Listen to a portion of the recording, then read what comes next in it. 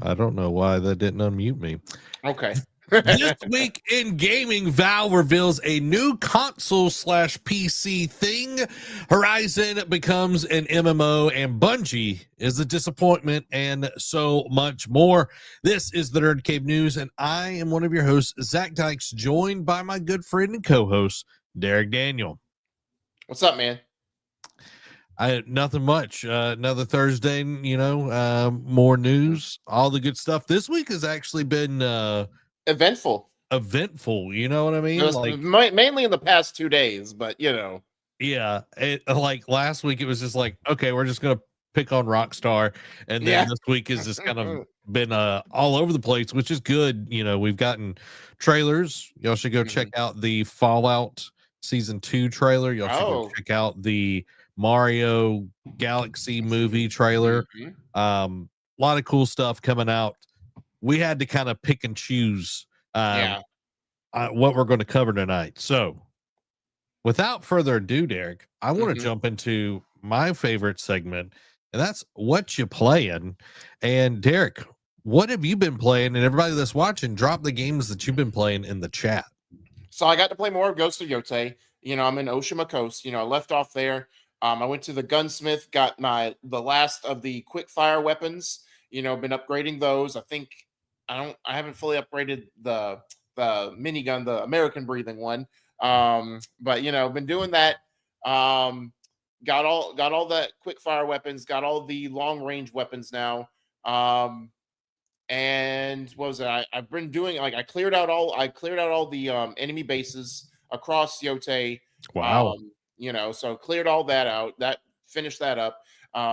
Pretty much did all of the areas that I could find. Like, I know I'm missing like some like Suma-e paintings.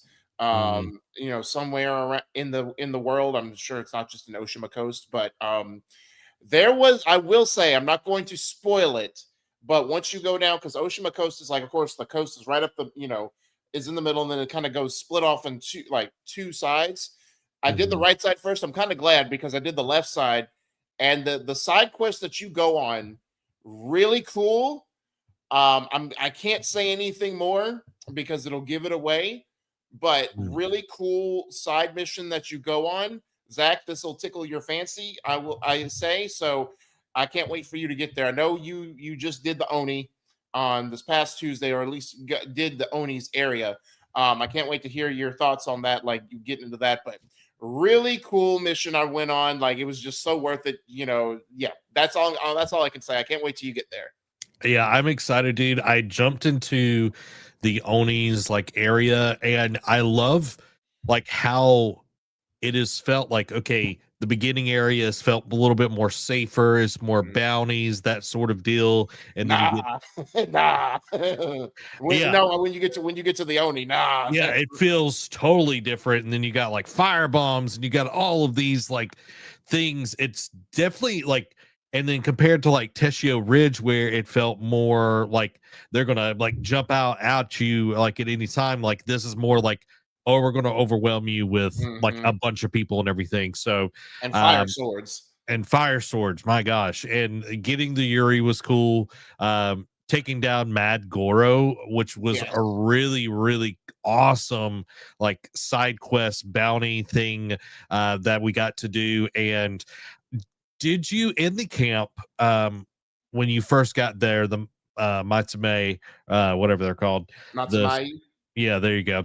Did you do the bamboo strike? Yes. Did you take the dude's hat? Oh, did I? I think I did. Okay. So if you put the hat on after you get it and you walk over there, he's like, you don't have the jawline for this hat. And I was just like, so just like that little thing right there, like it just felt like that there was more to it. You just weren't getting like another helmet, or whether there was just at least a little interaction and everything. So I played a little bit offline. I did more of the like side missions, like the smaller things, did more of the shrines and just different stuff. So kind of got Atsu more leveled up, and I'm just really loving this game. And the diversity that is in the gameplay styles, like having Mhm. to like, oh well, these people like we already had like the stances and everything. We already kind of were experimenting with that. But as I'm playing more and more into it, I'm just really, really loving it. And Yeah. dude, the I got a new set of armor, which is the dragonfly armor. Have you been able to get that? Yes, I think I did. Okay, dude, dragonfly armor is freaking boss Yeah. I for like forget what are the perks are. so it's an archery based set Oh, and that's right. everything. And dude, I literally have a like a just a loadout where I just switch over and I like literally pull the bow and then it'll have like the glint and then I could just hit and it's just like pop pop pop like it makes the drawing much faster and it's just I've got to get my my arrow capacity up because I go through arrows like crazy. Oh yeah. But dude, it's so nice. And I don't care for the helmet because there's literally like a huge, like it's like a two Right, foot right. tall dragonfly, but it is a dope perk set. And then if you have like more of the charms that are like archery based, which you get one with Ren's apprentice from Teshia Ridge, Correct. with the Yumi, and Mhm. dude, like the big you know when you have like Saito's men going around on horseback and Yep. they're a little bit more difficult and everything.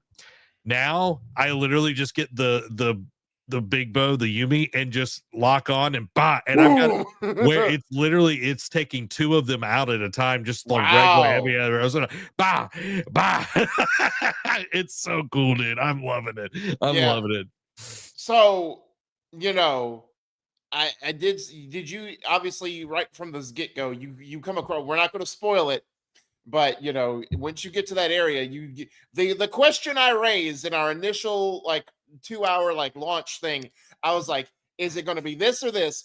That because you know, you went, so I love how we both went separate ways. You went Mhm. to like Tadachi Range and then up to Teshio Ridge. I just went straight to the Oni's area, and Yeah. my question immediately got answered. I'm like, well, this is cool, and we'll talk about it more off air, unless you want to like put up a big spoiler. Like, I don't know. Hey, if y'all don't want to get anything spoiled for Ghost of Yote, we're gonna take 20 seconds to talk about yeah, this. And 3, 2, 1, spoilers now. obviously meeting the brother, I'm like, okay, this obviously it's funny because I literally played after that, and I got my question answered, and then like having that conversation, he felt like the Lord Shimura of that. Yep. Like the more conversations you have, he feels like the Lord Shimura. I'm like, I don't like where this is going because I know how that story ended. Yeah. Bane calls him Unc. He's Yeah. like he's like Unc over here with his honor and everything.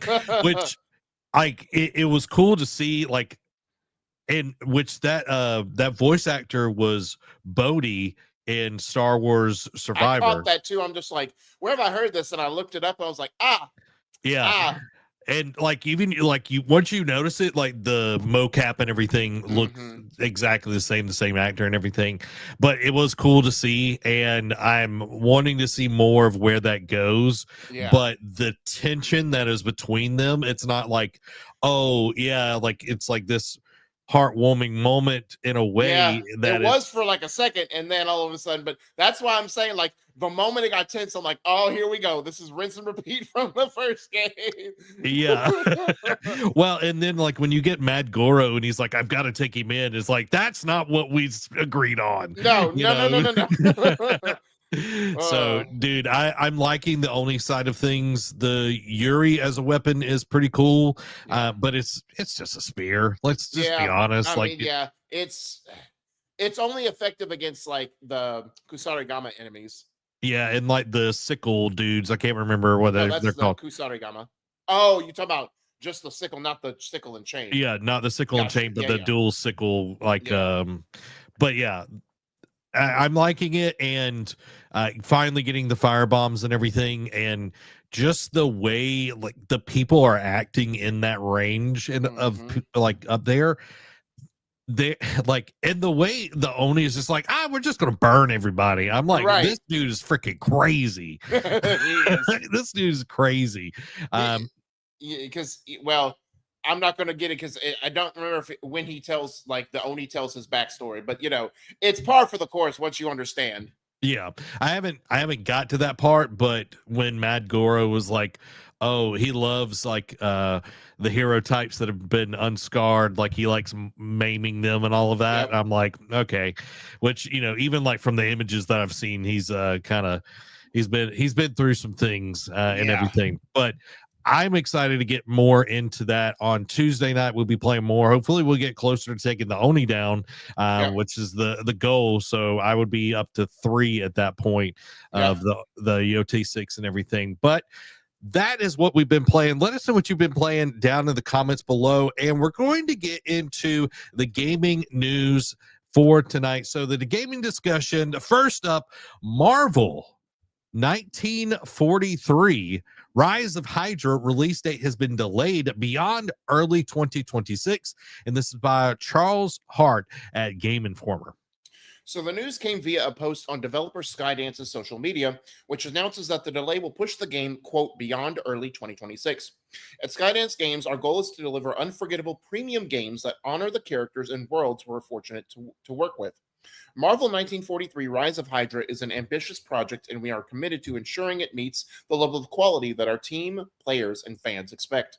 To fully realize our vision for Marvel 1943, we've made the decision to shift our release window beyond early 2026. We're grateful for the passion and support from the community and players around the world. The team is working hard to create something truly special, and we look forward to sharing more with you as development progresses. And this comes off like it literally got announced in the same day, or around within the 24-hour span of GTA 6 getting delayed, right?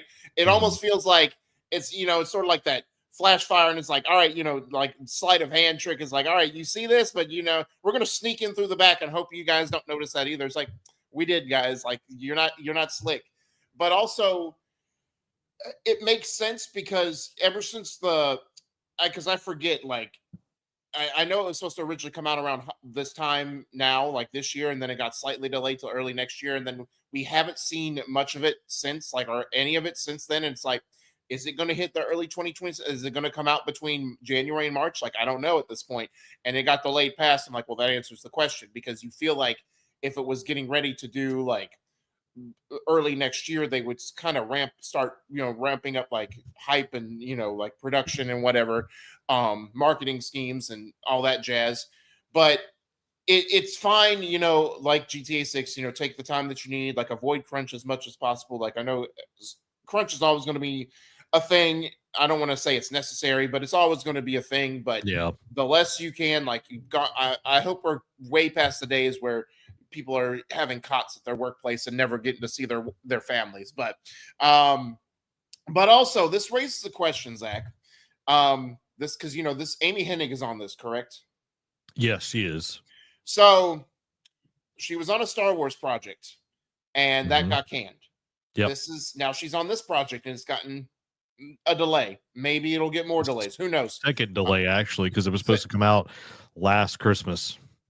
It oh was supposed wow. Yeah. Okay. Okay. So yeah. So two delays, and let's just say, for hypothetical sake, this game comes out and it's mediocre, right? Yeah.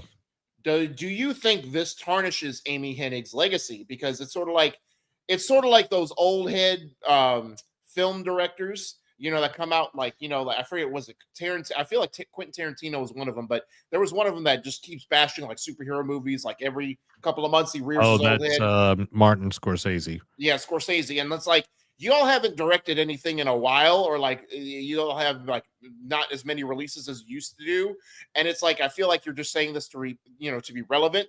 So if this comes out to a mediocre to dull roar, do you think this tarnishes Amy Hennig's legacy if she doesn't stand on that pedestal that we used to have her at during the Uncharted days? I feel like it does. It's kind of like Cliffy B when he left the Gears franchise and then tried to do his own thing. Um, it wasn't the same, and you don't really hear people praise Cliffy B. He's more kind of a joke at this point, unfortunately. Yeah. But that is kind of the way of things. It's like, when Brett Favre just kept throwing interceptions and everything. I You, know. you know what I mean? It's like Yeah. you eventually get to the point where you're not, hitting the stride that you used to. But I think Amy Henning's like great with the writing side of things, and I Mhm. hopefully that will shine through on this.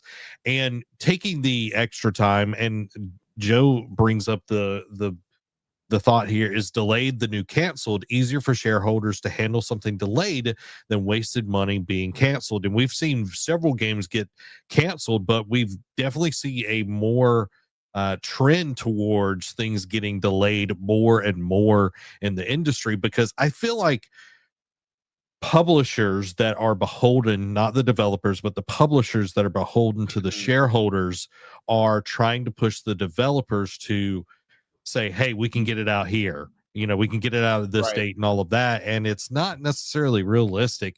And I do feel like it's better to delay something Yeah. if if there is actually a game that is there. Because if we look at games that have come out over time, there are some games that never should have been released.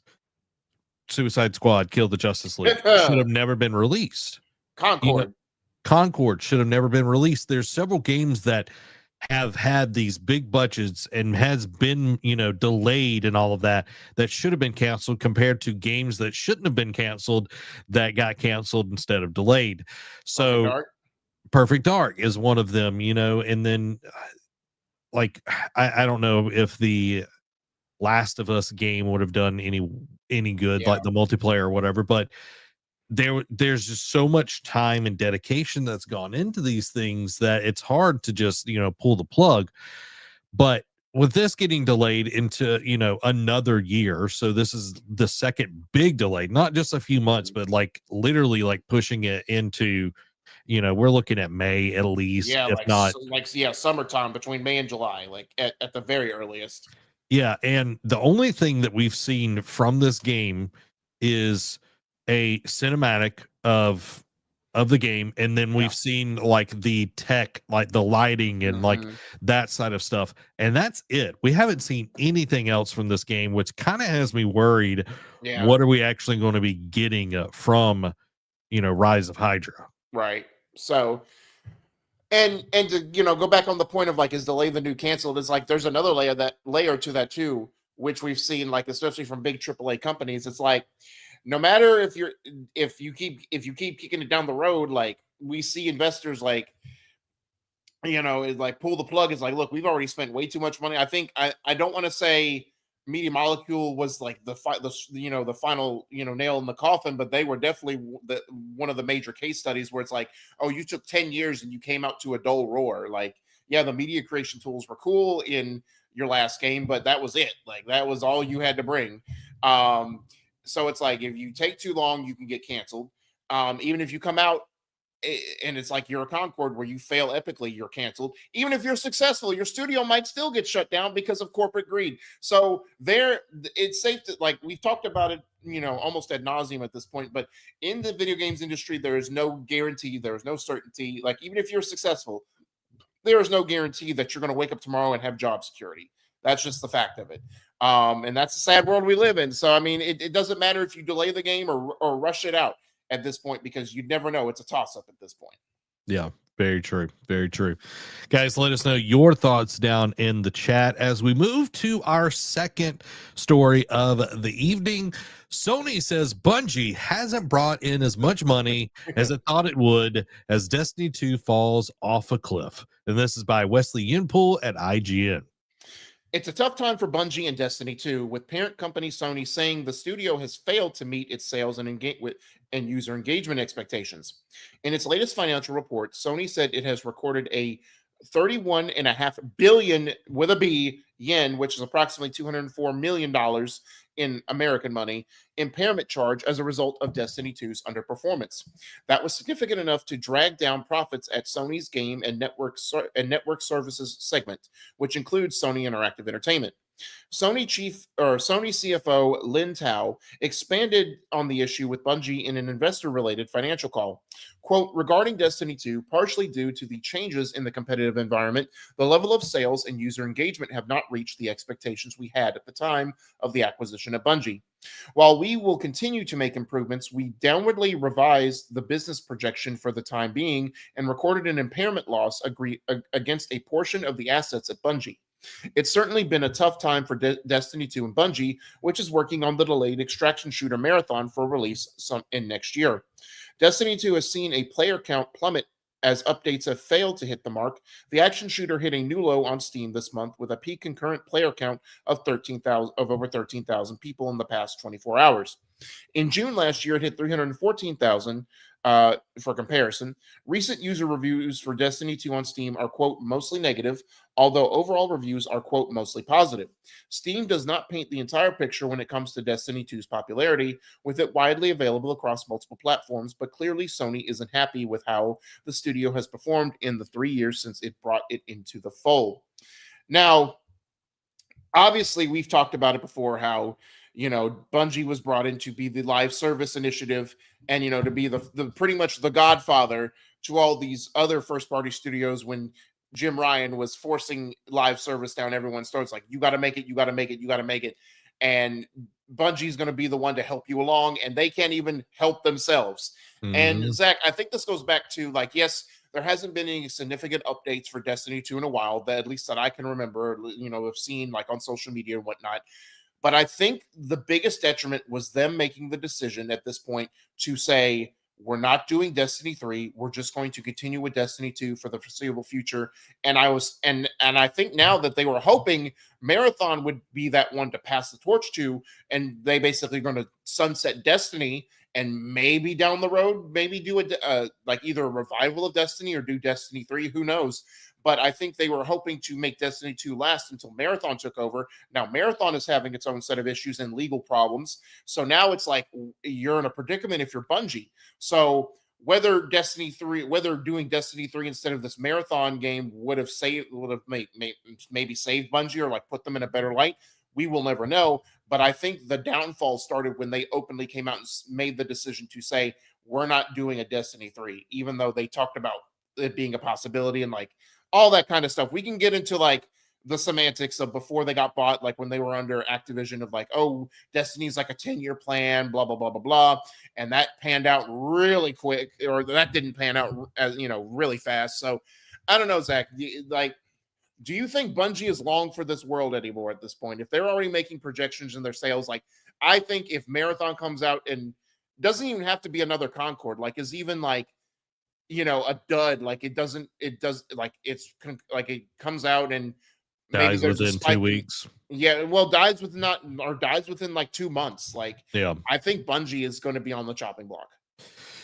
Yeah, I think with how things are going, I know PlayStation, Sony has taken over a lot more of what Bungie's operations are. There's a lot more oversight, and I think that will continue to grow more and more. And I feel like they will fold Bungie into PlayStation overall, and they'll make them Raven Software, make them Support Studio. Yeah, they'll keep the name just because Bungie does have pedigree, if you will, but all those people that brought that pedigree are gone. Let's just be honest.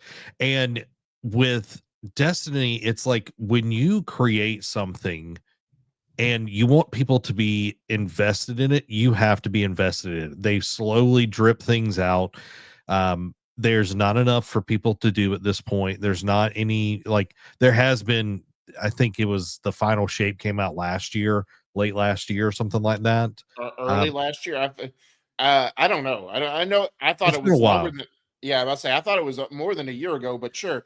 Like we'll go with that. But yeah, it's been a while since we've heard anything from Bungie about Destiny. Yeah, and it's like if you're expecting the player count to stay there and people to invest, people to spend money, you have to show that there's a roadmap, that there is going to be continued support to it, not just your seasonal things. I know Overwatch was really bad about just kind of slowly like putting anything out there, and then they would like rely on the seasonal stuff to get people to be interested in the game. Mm-hmm. And to your point, is Bungie long for this world? I don't know, dude. It feels like it is very volatile, and Sony is more and more on the side of we're going to protect ourselves. Literally, like the impairment is they're they're taking assets from Bungie to make up for the $240 million that Yeah. they're going to be losing. That like they're projecting that, and that's huge. Yeah. That's huge. Yeah. So, and that's a lot of money. Like that's something you just don't keep in your back pocket. So, if you're already going to cost that much after they spent billions of dollars, like with a B, billions of dollars to acquire you, to have these grandeur plans, and you're not following through, like, yeah, and again, like you said, like there has to be some type of roadmap. I feel like once they announced Marathon, it's sort of like they just Destiny 2 is like an afterthought. And now Mhm. like Marathon is like the new shiny object that they're just kind of like fawning over and making sure that that gets out. But now it's in legal battle, and it's sort of like you dance with the one that brought you here, even though it's even though it's kind of like got a broken ankle, it's still the one that's dancing with you.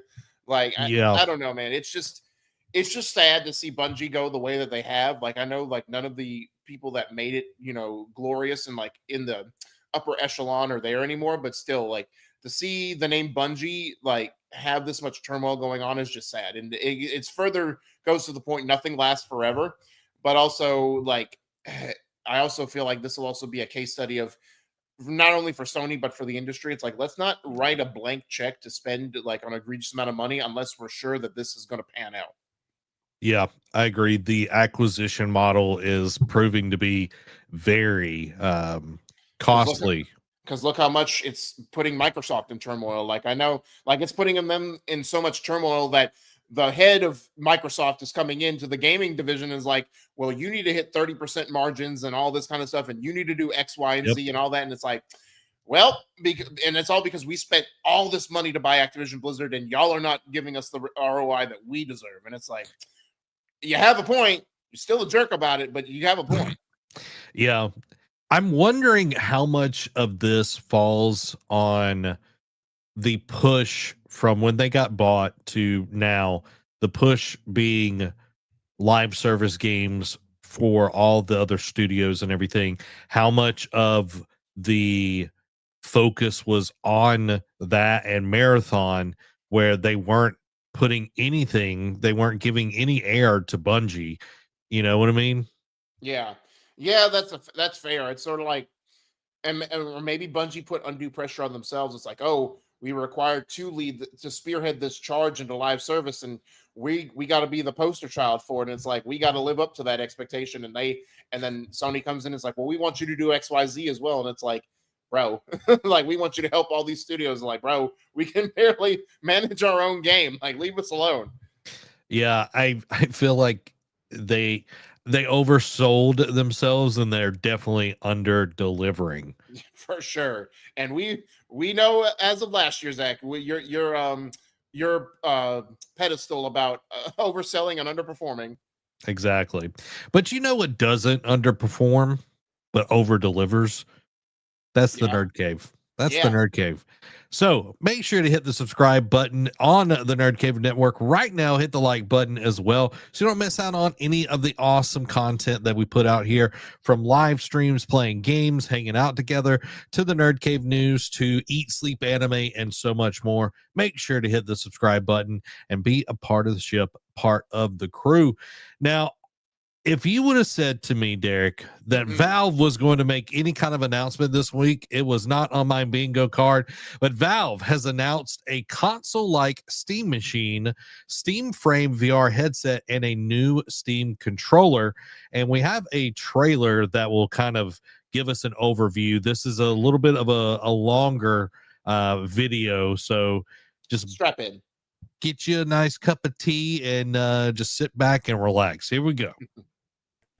Steam Deck is our powerful, portable, handheld gaming PC that lets you take your Steam library with you anywhere. We're pretty proud of it.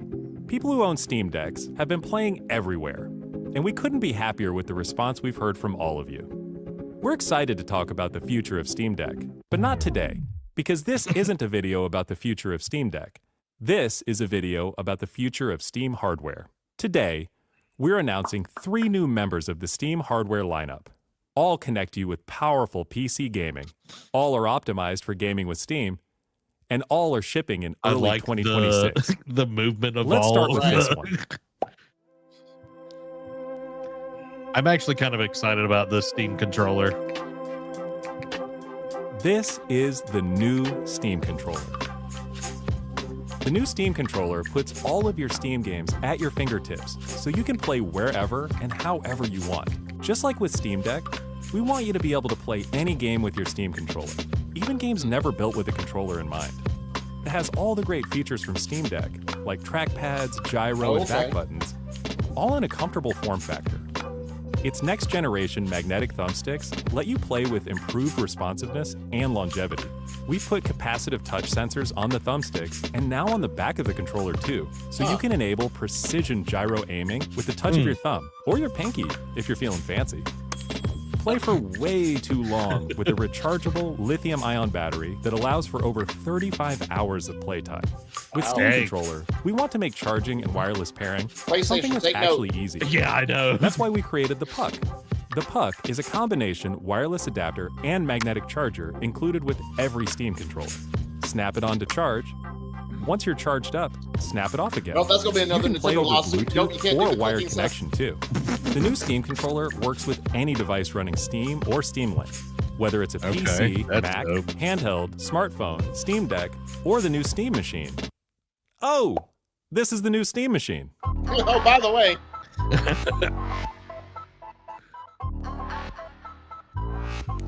It's a good looking box, man. Steam I'll Machine say- is a powerful gaming PC in a small but mighty package, designed for your games on the big screen. It's quiet too, which is crazy since it's 6 times more powerful than a Steam Deck, powered by a discrete, semi-custom AMD GPU, enabling 4K gaming at 60 frames per second with FSR. Steam Machine runs SteamOS made for a bigger screen, built for gaming in your living room, your office, or wherever you play, with the rest of your PC accessories.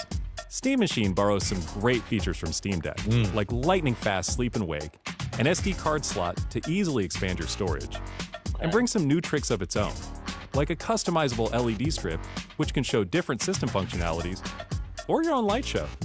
Steam Machine is a PC, so run whatever software you want, and it works with all your favorite desktop and gaming accessories. Steam Machine is designed to work hand in hand with the Steam controller, with the low latency, wireless connectivity of the Steam controller Puck built right in.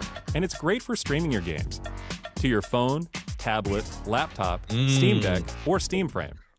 so this is an yep. Xbox. This is Steam Frame. This looks good too, dude. Meta's over here quaking in their Steam boots. Frame is Valve's next generation VR hardware. Stream all your Steam games, VR and non-VR alike, in this comfortable, lightweight, wireless VR headset. Steam Frame uses camera-based tracking, so getting into your games is as easy as slipping on the headset and waking it up. Steam Frame controllers, included with the headset, are designed with all the inputs you need for your VR titles, like motion controls and capacitive tracking for all your fingers, as well as a split gamepad layout to work with your whole Steam library. They even That's feature cool. the same magnetic thumbsticks as Steam controller Oh, for responsiveness there we go. and longevity. Steam Frame also pairs seamlessly with the new Steam controller, a great companion for playing non-VR games in the headset. To make sure streaming is smooth and stable no matter what, Steam Frame includes a wireless adapter that lets you stream your games from your PC to your headset over a fast and dedicated Wi-Fi 6 connection. Dude, that is and the game is dope. streamed to your frame optimized for VR, using new technology that allows for the highest resolution streaming exactly where your eyes are looking. And Dude, Steam that Frame is is a cool. PC, running SteamOS. In addition to streaming, you can install and play a bunch of VR and non-VR games right in the headset without a host PC. You can also Wow. expand your onboard storage to fit even more games with a micro SD card. Steam controller, Steam Machine, and Steam Frame. All built with the same DNA as Steam Deck. All That's a lot powered of by Steam. Steam, work together, and can be used however you'd like with whatever power of peripherals Steam. and accessories Yeah. you choose. Everything you see here is the culmination of what we've learned from our previous hardware experience and what we've wanted ourselves as gamers. Powerful PC gaming in an open ecosystem, giving you more ways to enjoy the games you love and discover new ones. Steam Controller, Steam Machine, and Steam Frame are all shipping in early 2026. Learn more at steampowered.com/hardware.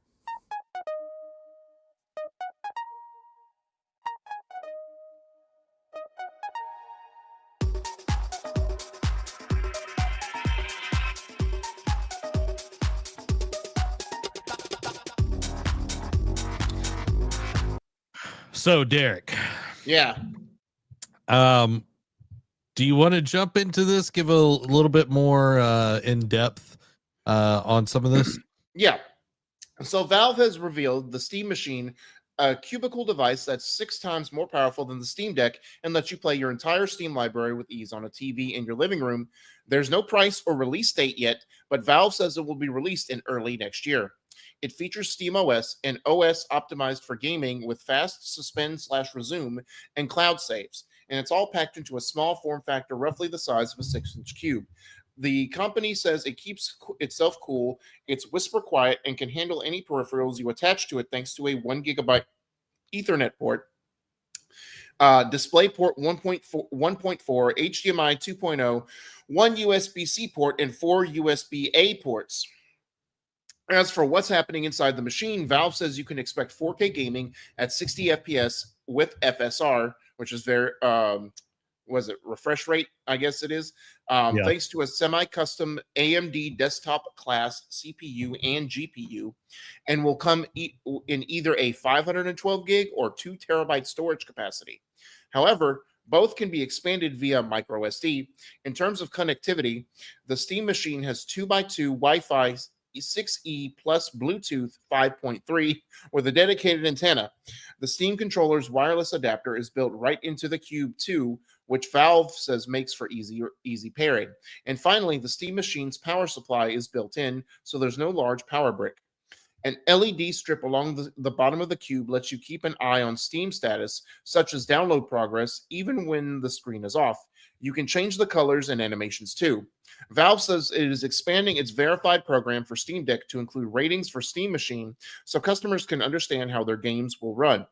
Also, despite functioning like a plug-and-play console, it's still a PC, so you can install your own apps or a completely different operating system if you want. The new Steam controller has been built for Steam and is configurable with Steam input, allowing you to use it on a PC, a laptop, the Steam Deck, the Steam Machine, and even the Steam Frame. It comes with a Steam controller puck, which is both a wireless transmitter that provides a fast, stable connection to your Steam controller and is also a charging station that connects to the controller magnetically. You can still use Bluetooth or USB if you prefer, though. Valve says the Steam controller features magnetic thumbsticks with TMR technology, quote, designed for improved feel, responsiveness, and long-term reliability. Plus, they support capacitive touch for motion controls, and the entire controller features high-definition rumble and grip-enabled gyro. The final new piece of Steam hardware Valve revealed today is the Steam Frame, a VR and non-VR gaming device. Valve calls it a streaming-first wireless VR headset that includes unique controllers, and the entire package can handle your whole Steam library. Step into immersive VR or lean back and enjoy your non-VR catalog. Valve writes on the announcement page, and it supports standalone too. The Steam Frame headset is lightweight and compact, with the weight balanced front to rear for a comfortable experience. It's also easy to just slip on and play with no wires and no setup. With the included plug-and-play 6 GHz wireless adapter, you can play both VR and non-VR games via streaming, and the device includes something Valve calls foveated streaming, which optimizes details based on where your eyes are looking. Like the Steam Deck and Steam Machine, Valve is expanding its verified program to include Steam Frame as well. All of this is due out sometime in early next year, though Valve didn't reveal any specific release date or price. Zach, I'm going to turn it over to you. What is your big takeaway out of all three of those? I know you said you like the controller, but out of all three of these, what is your big takeaway, and what do you think this means for the future of Steam itself? This is perfect timing for Steam. I think the controller is cool, and I love what they're doing there. I don't think that's the big reveal here. The two competitors that I'm seeing are the Steam Machine, because Mhm. we're seeing, and not that one, but um Joe brought up this will kill the Xbox. I agree. Facts. This Facts. is the thing that Xbox is trying to do, and Steam is getting out ahead of it, and they've already proven with Steam Deck that they can build something, because we've had a Steam machine before Mhm. and it didn't really take off, and a Steam controller didn't really take off. But the Steam Deck has proven that Valve can make something that is really, really good, and Steam OS is excellent. Like, it Mhm. just works. And this is taking that combination of console and PC and making it both of them at the same time, where you can use this as like a PC. You can put different programs on it if you want, or this is just a dedicated console that plays Steam games, which I think Mhm. is going to be very appealing, because a lot of people would just rather deal with Steam over any other platform at this point, Correct. because it just works, one, and there's always some sort of kind of sell. So I think that is huge, because we're seeing Xbox trying to get into the space, and Steam literally just planted their flag and it's like, this is our Nah. home turf. You know what I mean? It's This like is our this. Xbox. Yeah, this is our Xbox. So I'm excited for that. And then you have the headset, Mhm. which I am excited about, because it's not only taking a lot of like technology we saw with the Apple Vision Pro or what the MetaQuest has Mhm. been doing, but it's taking both of those things and accelerating where it should be, because they did just announce a few weeks ago the MetaQuest 4 is coming out. But with this, it's like, okay, it's doing exactly what the Apple Vision Pro is supposed to be doing, Mhm. but it's balanced, it's not heavy, it's not going to be like overly, like, anything that Apple's making that like goes on your head at this point is ridiculously heavy. From their Right. headphones to the Apple Vision Pro, it feels like you've got a cinder block on your face.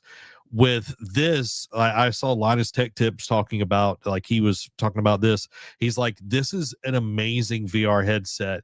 He's like, this is the best one that I've ever used. And I like to point out the subtle dig that it is a standalone, that you don't have to have other things like the PlayStation virtual reality 2. Yeah. You know, you don't have to have a PS5 to be able to use the system. It's Mhm. all in your own, and you can play games like I'm Whether very. they're VR made or not, you can play all the games. Which that was the biggest standout to me with with the headset. It's like, oh yeah, if you don't feel like booting up everything else, or you don't feel like owning all the hardware that we have in our at our disposal, you can still play all our games no matter which device you play on. You play on. I'm like, that's cool.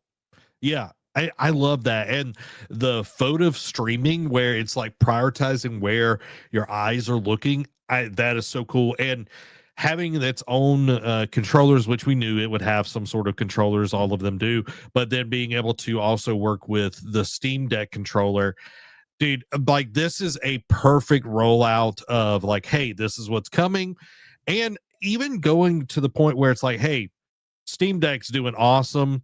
We've got all of this cool stuff, and we will eventually talk about a Steam Deck too, but Today's it's not like, that day. it's not that day. And it's like, okay, we're seeing the trajectory of, okay, this is your home console, you have your gaming handset, and then you've got VR. It's like they're hitting all of the things, and they've tried this before, not Yeah. with the Steam Deck side of things, but they had their own headset several years ago. They had Steam machines back in the day, and it didn't really Mhm. take off. But I think people now are primed and ready for that kind of experience. Mhm. And to Michael's point, I'm interested to see price points. Will it be affordable or luxury pricing? And that's going to be the only thing that I feel like holds it back to an extent, is if it's like it's super. Now with the Steam, I'm just going to put it out there. The Steam machine, I think, will be the most expensive out of all of the hardware lineup they showed. And because of the two variants, like the two SKUs. They have a 512 gig and a 2 terabyte.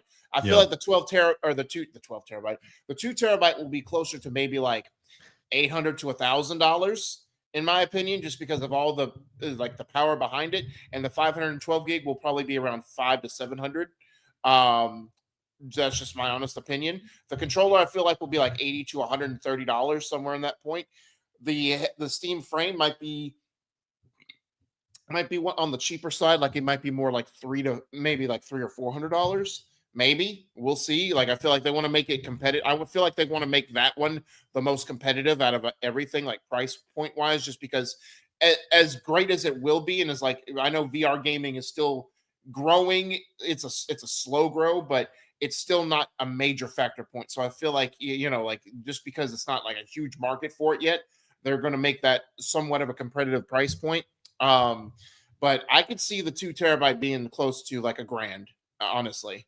And then people will just make up the point. It's like, well, you could just build a PC. I'm like, well, you can, but they're giving you options. It's like going to Best Buy and buying a pre-built rig already. It's like you have options, like either DIY or just buy a pre-built one. Like, pick your poison. Yeah, and I think with I think the controller will be around $70-$80, something like that. Yeah. That's just kind of how controllers are priced at this point. With the Steam machine, I think it's going to be probably around there's two kind of thoughts here. Mm-hmm. One, we got to think about like how everything is way more expensive right now. Correct. So it's like you got to take that into consideration. And with like PlayStation and Xbox, it's like starting at $800 for those. It's like, okay, we can assume that it's going to be at least that. And a good PC, because if you think Steam Deck, it's 6 times more powerful than a Steam Deck. And if you get a Steam Deck like OLED 1 terabyte, that's like $500 right there. Mm-hmm. So $300 easy for this kind of thing. But I think it's going to be $1,000 to $1,200 just because that's how, like, for a high performing PC that's like up to date and everything. Yeah. It's about $1,200 at this point. Right. For the headset, I think they're going, the thing of this, I do want to point this out. Steam Deck is the cheapest handset, like gaming handheld that's out there that is not a Switch. Mm-hmm. Okay. ROG is way more expensive. Like Steam Deck, it starts at like $300 something, $350 or whatever. Okay. So that's just like the base model. I think Steam is going to be very competitive here because they want to get more people into the ecosystem. And dude, they've got money to burn. Okay, they've got money to burn. Money. So with the headset, I think we are going to get something that's closer to what Meta is doing. So the Meta Quest 3, just like the regular 512 gig, is $500. So I do think we'll probably get there. And we might go, I don't know if it'll go any cheaper than that, just because they're not doing like a smaller SKU, because the MetaQuest 3S is like $299. Yeah. So I think I agree with you. It's going to be $500. And then I think going up to 2 terabytes, we'll probably see 700 to 800 for that and everything. But again, I don't think that they're going to gouge. I don't think that they're going to try to get where it's like we're trying to make money. I think they're trying to get the Xbox crowd that has been kind of disillusioned, have been kind of just hung out to dry. I think this is the time to do it. That, man, strike while the iron is hot. Like, it's opportunity. Yeah. When opportunity knocks, you answer. Yeah. So I'm excited for Valve. When they came out with a Steam Deck, I was like, okay, this is a weird decision for Valve to do this, because the original Steam machine and all of that just didn't do well. But they've just been so good with the Steam Deck, and now it's like, okay, we figured out how to actually do this. Now let's go and let's crush this. So I'm excited for them. I think this is a good way for people to, if you want you don't want the PC side of it to like bog you down, but you still want the power of a PC. This is the perfect way to do it. Correct. Perfect way. Now I have to answer the all important, or ask the all important question, Zach, and this is more tongue in cheek than anything, because of this surgence of, Steam tech. So I mean, Half-Life 3 confirmed. I don't know, dude. Maybe when Gabe Newell like transcends and becomes a robot, we might get Half-Life 3. Gabe Newell bringing out Half-Life 3 is like George R.R. Martin finishing Winds of Winter at this point. Yeah. Dude, I think it was Linus Tech Tip. He was like, this is the Gabe box. He like just put like a picture of Gabe Newell on it's like we've essentially went back to the GameCube at this point. It's like we've come full circle. Yep.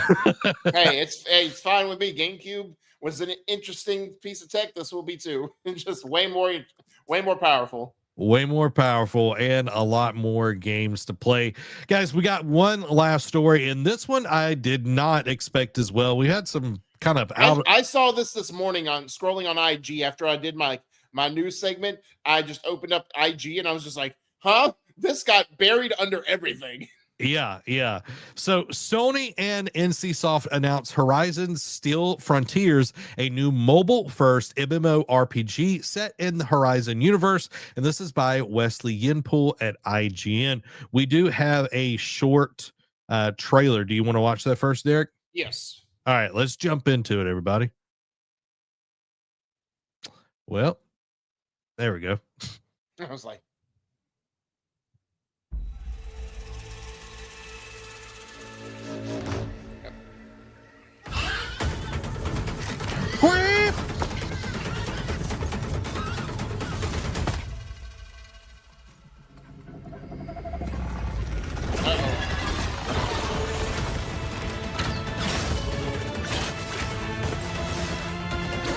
That's cool, like latching onto them and everything. Yeah, very Monster Hunter-esque. Is that Joe Brisket?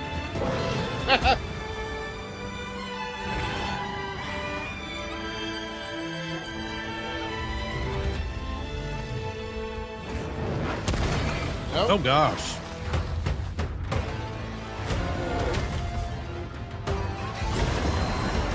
Oh boy. Those flipping bear machines from the Frozen Wild are so tough. Like, to be able to literally battle this thing with a sword is kind of insane. Right.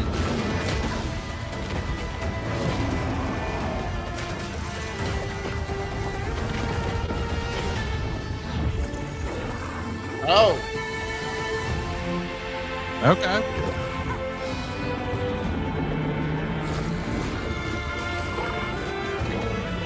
I'm just thinking that thing from Lord of the Rings. Bring it down, bring it down. Still counts as one. Right.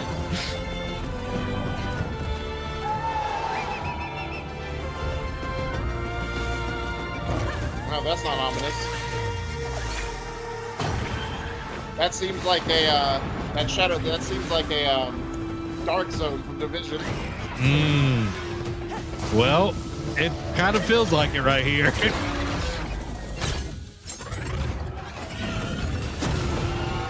No, thank you.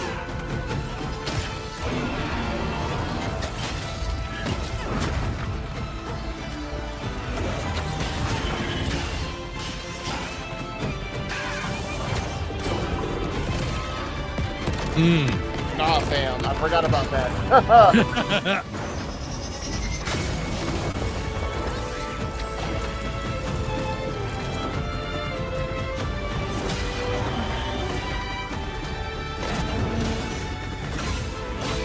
Again, being able to literally stop this thing with A sword is kind of crazy. Right.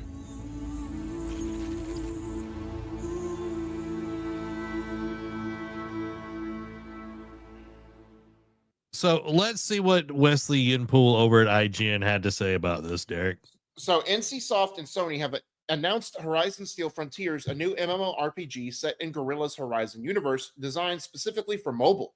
South Korean video game company NCSoft, best known for MMOs such as Guild Wars and Lineage, has finally confirmed its long-rumored partnership with Sony and Guerrilla to build a Horizon MMO, and revealed the game via a 10-minute development diary and gameplay video below. Excuse me. Steel Frontiers is a massive multiplayer take on Horizon, complete with character customization, social features, and raid-style boss fights, which I'm sure that was like the Spinosaurus was one that we saw at the end there. It looks like it has taken inspiration from Capcom's Monster Hunter in terms of PvE gameplay, although with Horizon's trademark robot dinosaur enemies. You play a machine hunter in the Deadlands and work with and against other players to defeat enemies and compete for resources. It's not clear yet where Horizon Steel Frontiers takes place in the overarching Horizon timeline, if at all, nor is there clarity on whether we'll see any familiar faces in the game, such as series protagonist Aloy.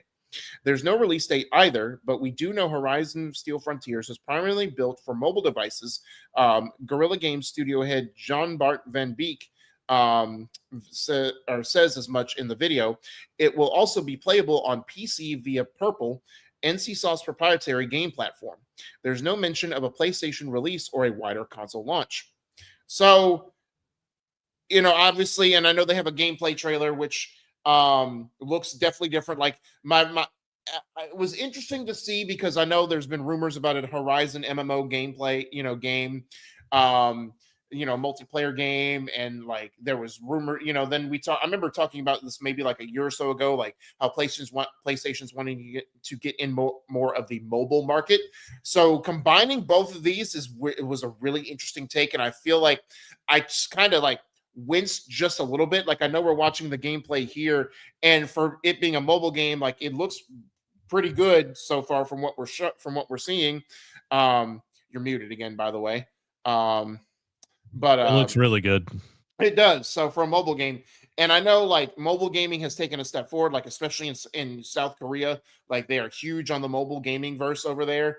So I kind of winced at this, but then like seeing the trailer, seeing the gameplay here makes me more rest assured. And I mean, for the fact that it's for PC, I feel like they had to make it for PC first, and then I want to see what it's like running on mobile, just to see kind of like the difference. But we see now, like especially with the handheld, like I know Xbox, you could hook an Xbox controller to your phone and do like Game Pass on it. So I mean, I feel like it's come a long way since like Candy Crush and all that kind of jazz. But I don't know, Zach, what are your takeaways from this? Like, I know these are like two different things we've talked about, like rumors and stuff that's finally coming to a head. We just didn't think it would be combined in one. Yeah, this is very different than what I was expecting. I was expecting something more along the lines of like Destiny, to be honest. Nintendo's going to sue them for the adrenaline meter, or the meter stamina. right there. Yeah, the stamina meter right there.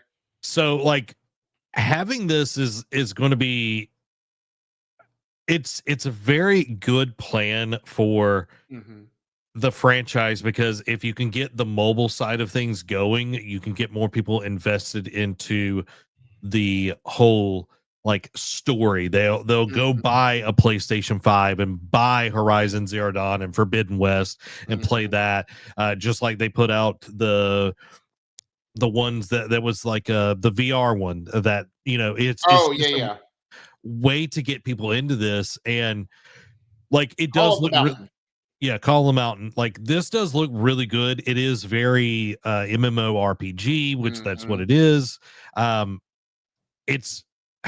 It has very Monster Hunter vibes. Oh yeah, 100%. But it is taking that where you are hitting parts off just like the main game would be and everything. And like if you look at this whole like gameplay side of things, even like when they're like cooking, it's somewhere in here, like it is like shot for shot of what a Monster Hunter game would be, right? With like all of that in there. But I'm excited for this. I think this is something where it will get more people into it, because I do like Horizon Zero Dawn is a great game and a great story. Forbidden West, the ending sucked so bad. Yeah. You know what I mean? Like But that it was was still an overall, up until that point, it was still an overall great game. yeah, fantastic. Like gameplay, look, all of that, improvements and all of that. The story just didn't deliver at the end. But my big thing, Derek, and I'm curious your thoughts, it not coming to the PlayStation. Yet, that we know of. Like, yeah, but you feel like you would feel like they would announce this in the same breath as like PC and Yeah. mobile. So yeah, like that's one of the underlying stories here.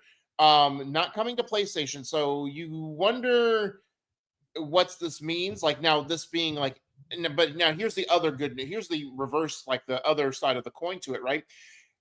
Gorilla's not solely doing this, right? Like I know, excuse me, Jim Ryan pushed this whole live service initiative, and there was rumors, and we were wondering, okay, this is going to be Gorilla's next project. It's going to further kick down the road, like Horizon 3 or whatever new project they were going to work on. But because this feels like NC Soft is taking the brunt of the development, and just Gorilla is just like overseeing it to make sure they give this the same attention to detail, because this IP pretty much saved Gorilla's like franchise career instead of just being like an afterthought. They want to make sure it's done right. So them being in like an overseer role, like how Neil Druckmann did with the Last of Us TV show, as opposed to being in the forefront of it, I feel like is the correct move, and like letting NC Soft do the brunt work, because they're in the mobile sphere and they want to do this. But I feel like this may have been the compromise to that, is like, okay, if we're taking over development, we're going to decide what it comes on. And I think the sacrifices is not coming to PlayStation immediately.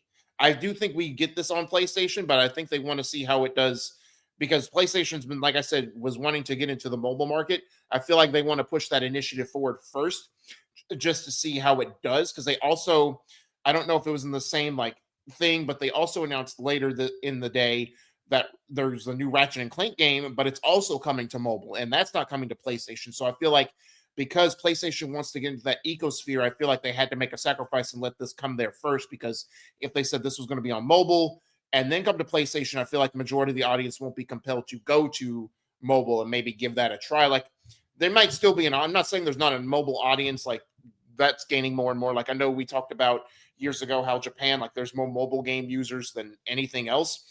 So they will have a market. I just feel like maybe Sony had to bite the bullet and just say, we're going to take a flying shot here and see if it sticks. Yeah.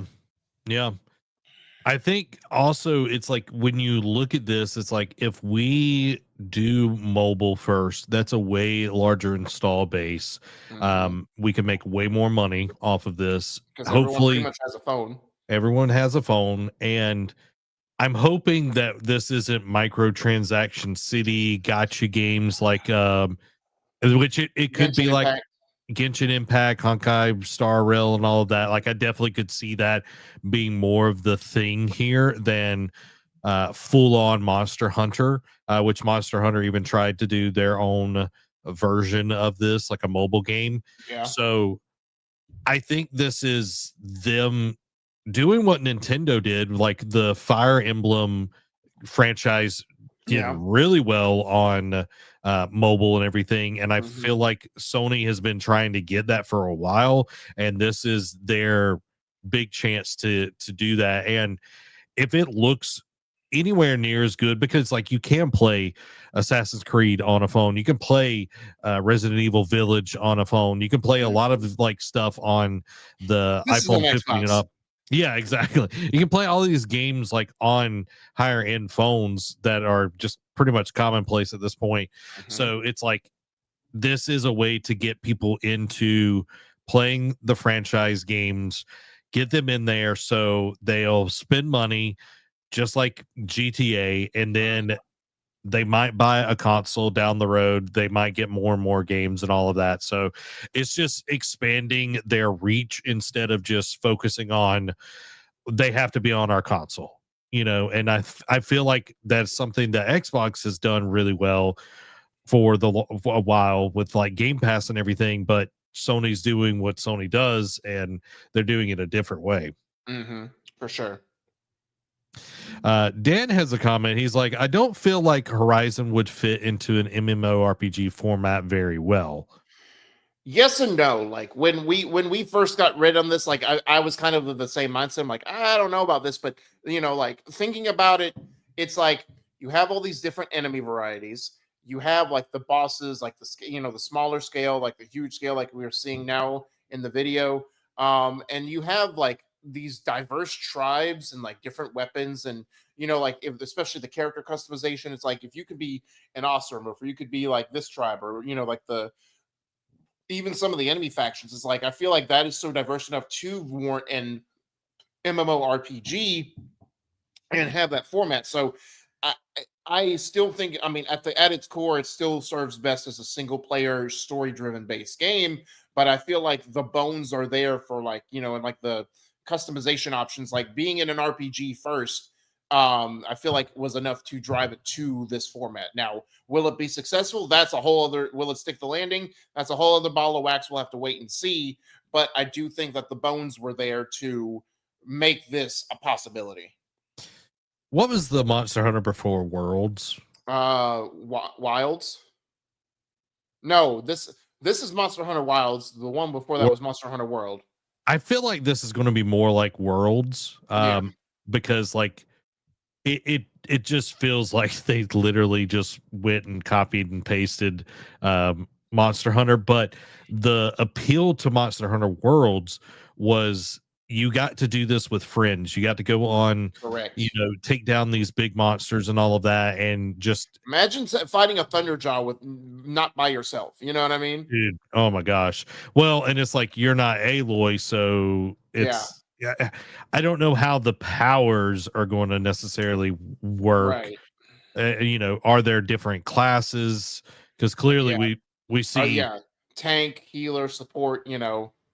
Yeah, and like we have cooldowns and all of that, so there are different abilities. It's like, okay, hopefully we'll get some other things, because I'm seeing a lot of sword play. You know what I mean? Yeah. It's like that seems to be a continual thing we see in the gameplay and everything. So it's like, hopefully we'll get something that's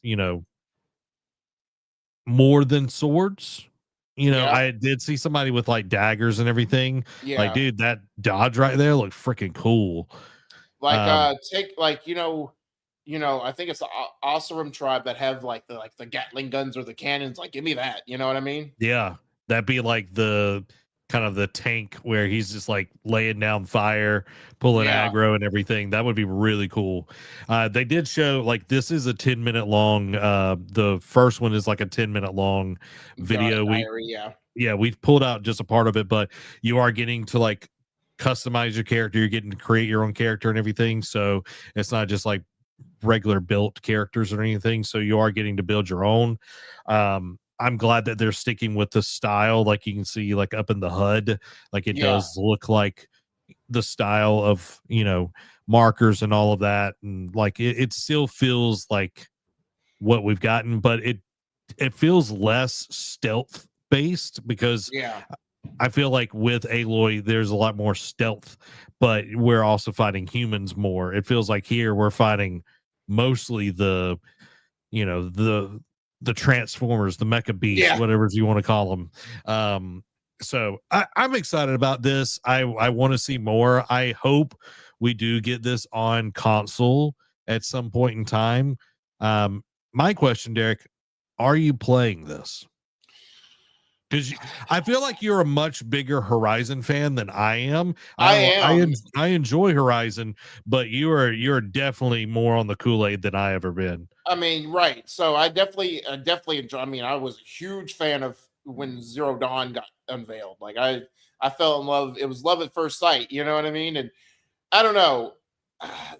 It depends on how easy point of entry it will be, and I mean I have to see more of it and like the more of the like the systems and whatnot. So I'm cautiously optimistic on this one, but again, with my work schedule and how life is right now, like will I be dedicated to an MMO RPG? Like I don't know if I will be. That's the thing. Like it's nothing against Horizon. It's just the style of game they went with. It's like not everything is for everyone, and that's okay.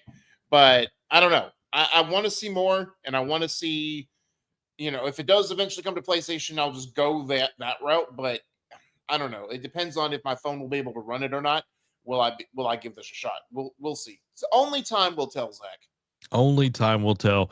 Well, I'm definitely going to be checking out when it comes out because I'm always down for an adventure, and hopefully Derek will join me and we'll get to play together because we rarely get to play video games together. I know. Ever, you know what I mean? So, and I'll be playing with the community, but that is later. Now is now. It is time for the Patreon quick hits. The Patreon quick hits are brought to you by our wonderful patrons. Go support us over at patreon.com/nerdcave and get your very own membership to help us continue to make an awesome show like this and all the other ones that we do. We're a 1.5 person business, so please help us, support us. If you don't have any bucks to toss, that's totally fine. Watching, liking, you can go get the free tier over on Patreon as well. All of that helps us. Sharing it with people that like video games and video game news. Like we're nerdy. We're nerdy. Like there's liking video games, and then there's like talking about the industry and like all of that. Like we're just freaks. Okay, let's just be honest. We're just a bunch of freaks. But Derek, it's time for the Patreon quick hits. So starting off, World of Warcraft is coming to consoles. Its senior game director has said. Square Enix aims for majority of its QA debugging to be handled by generative AI in the next 2 years. Boo hiss. Square Enix hit by mass layoffs as publisher reorganizes operations in North America and Europe, probably getting ready to bring on some AI if that's the case. Pokemon Legends ZA Mega Dimensions DLC launches December 10th with Pokemon over level 100 and more. Shigeru Miyamoto says Pokemon began selling 2 versions of each game to try and beat Mario. After Xbox and PlayStation price hikes, Nintendo president plays down fears of Switch 2 cost rises, for now anyway. Take-Two boss confident in Mafia franchise after the old country performs well ahead of expectations. Borderlands 4 sales a little bit soft due to PC technical issues, Take-Two boss says, but he's confident it will catch up. CRKD follows up its guitar controllers with a new drum kit controller, and I'm just saying, is there still even a market for this? Like, obviously, yes, if they're making that, but it's like, why? Why are you holding on to this? Just let it die. Protests take place outside Take-Two and Rockstar North offices as fired staff deny leaking company secrets. Marvel Rivals updates extends Marvel Zombies to December 5th and adds balance adjustments for Thor, The Punisher, and more. A plea for help, Blueprints Dev announces one of its lead playtesters only has a few months to find a living kidney donor. Halo Infinite's next major update will be its last, so Halo Studios can focus on multiple Halo titles in development. Sonic Racing Crossworlds finally sets its Switch 2 release date for December 4th, but only on digital, with a physical version coming in early next year. Mass Effect TV series won't retread Shepard's story and will be set after the original trilogy. Marvel's Wolverine is still locked for a fall 2026 release despite GTA 6 delay. Sony reveals PS Portal is, quote, the most widely used device for PS5 remote play. Rumor, Battlefield 6 has 9 new game modes in the works for its post-launch support. Todd Howard confirms the Elder Scrolls 6 is still a long ways off. Zach, I'm happy to tell you, it's an end of an era. Nintendo's long-running Mario Kart 8 Deluxe Black Friday bundle is no more. Arc Raiders breaks its own Steam concurrent peak once again, this time nearing 500,000 simultaneous players. PS5 shipments reach 84.2 million worldwide and is looking to hit 90 million by the end of the year. Ghost of Yotei sales hit 3.3 million worldwide in 1 month. Let's go. There you go. Sony reveals it has 119 million monthly active PSN users as of September 30th. Marathon update from Sony reveals it is fully dedicated to launching the title as scheduled. Fallout 3 Remastered has been reported yet again as being in development. Sony announces Japan-only region-locked PS5, and it'll actually be on the cheaper side, from what I read. Sony announces a 27-inch PlayStation monitor with VRR support and DualSense charging hook. Elden Ring Night Rain, the Forsaken Hollows DLC has been announced. Fatal Frame 2 Crimson Butterfly remake release date has been set for March 12th. Mixtape, the 90s coming of age adventure by the creators of The Artful Escape, has been delayed to next year. Marvel Tokon Fighting Souls adds the X-Mansion stage, Spider-Man and Ghost Rider as playable characters, and another closed beta set for December 5th through 7th. Marvel Rivals Season 5 adds Rogue and Gambit as playable characters. Fortnite fans say the game is opening the door to loot boxes by allowing creator-made modes to sell paid random items, though their sale is restricted in certain countries and sellers are required to disclose odds. Pokemon Pokopia Switch 2 release date has been set for March 5th. Kojima Productions is set to release an actual wearable Death Stranding 2 exoskeleton in latest collab. There you go, Zach. Go do your courier life in real life. Sega is really increasing the average monthly salary for all employees by 10% starting in April of next year. Sonic Racing Crossworld's upcoming DLC includes SpongeBob SquarePants, Knights, and Super Monkey Ball. Super Mario Galaxy Movie adds Brie Larson as Rosalina and Benny Safdie as Bowser Jr. And lastly, like I said, a new Ratchet & Clank has been announced for mobile. Yeah. Good on Sega for increasing pay for its employees. That's huge. That's a crazy concept too. You know what I mean? Like in this day and age, actually pay your employees more for what they earn. That's wild. Yeah, and not fire them. Right. You know what I mean? It's kind of crazy concept, but the Kojima like putting out exoskeletons. So I saw a video. This has been a few months ago. Like this has apparently been a thing over in China that they have like these exoskeletons that you use for like these big hiking, like these steep cliffs or whatever. And dude, like this dude was trying it out, and he's like, I barely like move forward, and it starts like moving for me. He's like, I can run like 3 or 4 times faster and all of this. He was just showing it. And I was like, dang. I was like, gonna have to give me one of them. But yeah, you know, I'd be down for that. I'd get one. What about you, End of an Derek? era, Zach. That final Mario Kart 8 Deluxe Black Friday bundle is going to be out the window. I know you're happy. I was surprised, but you know, it'll just be replaced with Mario Kart World. Yeah, and it'll be just the same price as like the Switch. There's nothing added or taken away. So, well, there you have it, everybody. That is the Nerd Cave News. Make sure to hit the like button, subscribe, and all of that awesome stuff. Come hang out with us on Tuesday. We'll be playing more video games. We'll be taking down the Oni. But thank y'all for being here. We love y'all. This has been Zach and Derek. Have a blessed week. Bye-bye.